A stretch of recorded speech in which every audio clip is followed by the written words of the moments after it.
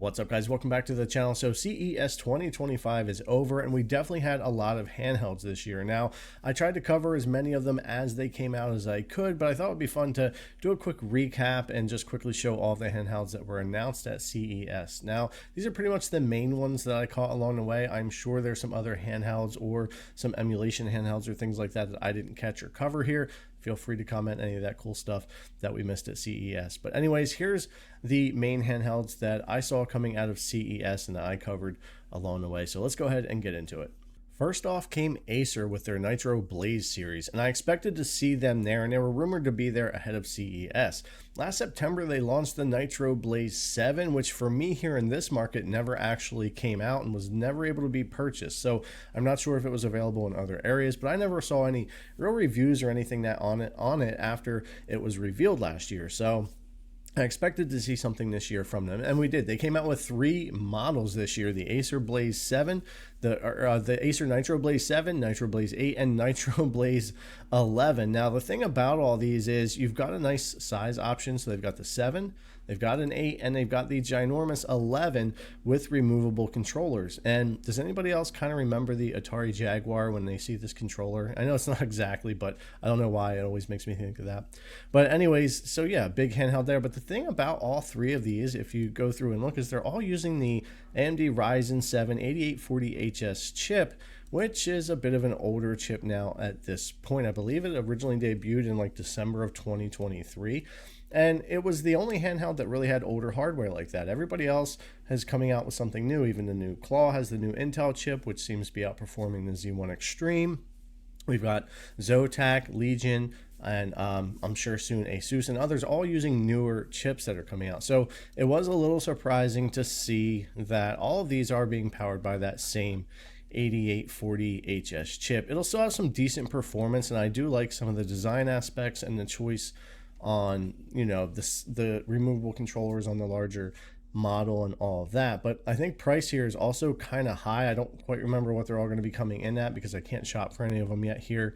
But I believe they were still pretty pricey. These aren't like budget price devices. So when you stack them up against the competition, even the bigger model up against the Legion 2 or Legion Go 2 that'll be coming out later this year with the Z2 Extreme, we'll have to see what the prices really are when these things come out to purchase, because if it's too high, which it looks like it's going to be, they're going to have trouble moving them. But we'll see what Acer does here with this line of devices going into 2025.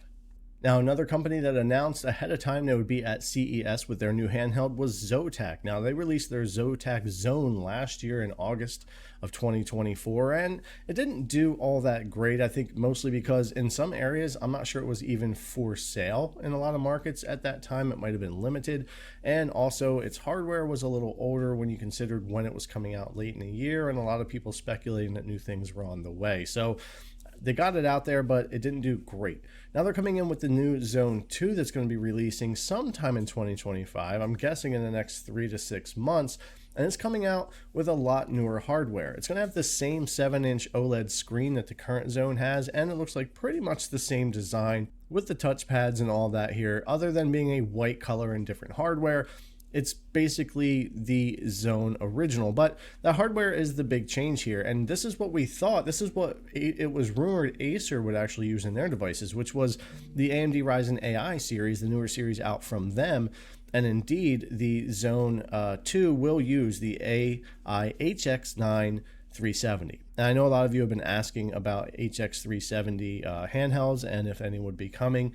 And as far as from like mainstream companies or ones here in the US that you can buy from Best Buy and stuff like that, this is the only one that has really announced it. So we'll have to see what they come in at price here, but it's not a bigger battery or anything like that. We were looking at $800 for the older model, so this one's probably going to be similar. I could see it maybe even pushing up to $899 with them because we have more RAM, more storage, and all of that here. But I don't know, that battery with that processor and the same 7-inch screen, I'm sure this is going to appeal to some people, but I was a little skeptical about even how well the Zone 2 will do here. But we'll see when it comes out. Having the newer processor is definitely better in my opinion, though, as to what Acer is doing with the 8840 over there, but they do have all those size options, bigger batteries, and all of that. So we'll see what happens here for Zotac Zone 2 in 2025. Now, I would say arguably the biggest handheld announcement at CES 25 came from Lenovo with their full Legion Go series. Now, a ton has been leaking out about all these devices for months now, dating back into almost mid 2024 when it comes to the next set of Legion Go devices. We've heard about the Legion Go Lite, then it was Legion Go S, and then SteamOS. So now we know we've got the Legion Go S series, two of them. We've got a white Windows version and a purple, it's like a dark purple SteamOS version. Now these will have the Ryzen Z2 Go, which are 4-core 8-thread custom 680M chips with 8-inch screens on them, LCD, and they look pretty nice. And everyone that has tested them at CES or held on to them say that they feel great. The build quality is good there, like you would expect from Legion. And that battery life and performance should be pretty decent on these. Now, the SteamOS version is going to start at $499, and the Windows version will start at $599, and depending on your configuration, will go up from there. But that Z2 Go chip performs somewhere between a Steam Deck and a Z1 Extreme. It will beat out a Steam Deck in performance, but it's not going to reach a Z1 Extreme, making it more budget friendly, and the battery is going to last a lot longer. They are supposed to also offer Z1 Extreme variants, though, while we wait for that full Z2 Extreme Legion Go 2 to come out. Which brings us to the next announcement. Not only did they have the two Legion Go S models coming, but they also showed a prototype of the Legion Go 2. And this, for me, is the product from Lenovo I'm really excited about this year. I really enjoy my original Legion Go. I cover it a lot here on the channel and will continue to do so, but I'm really looking forward to covering the Legion Go 2. With the Z2 Extreme RDNA 3.5, 32 gigabytes of RAM, an OLED landscape VRR display, better looking and design ergonomic controllers, and all that, I'm really excited to check this thing out. I like the display on the original Legion Go. I can only imagine how this OLED VRR is going to feel on this device with the Z2 Extreme. So I think this is a great lineup from Lenovo for 2025, trying to hit on all points all the way down to that $499 starting point with SteamOS and the Z2 Go, all the way up to whatever the cost for this will be, $8, $9, $1,000. Hopefully it caps around there for the full higher end experience. So pretty interesting from Lenovo here. I think it's a great lineup for 2025.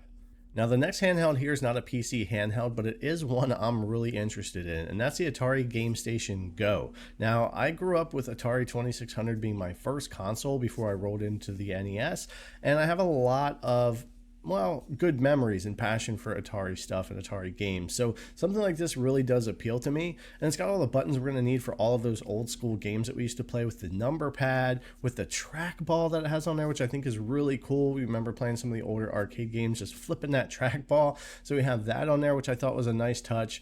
We do have trigger buttons and shoulder buttons, micro SD card slot, and all those goodies on here. And I believe it's supposed to launch this year in 2025 for around $150. So I'm actually really interested in this one, and even though it's a little different, I might have to grab it up and check it out here on the channel, even if not here, just for myself. It's one I'm really interested in. Let me know if you guys are interested in this at all. I know some of you younger ones might not be, but us that are a bit older, this might be something pretty appealing, especially for that price, to have sitting there and pick up and enjoy some of those games we used to play. So I'm looking forward to checking this one out in 2025.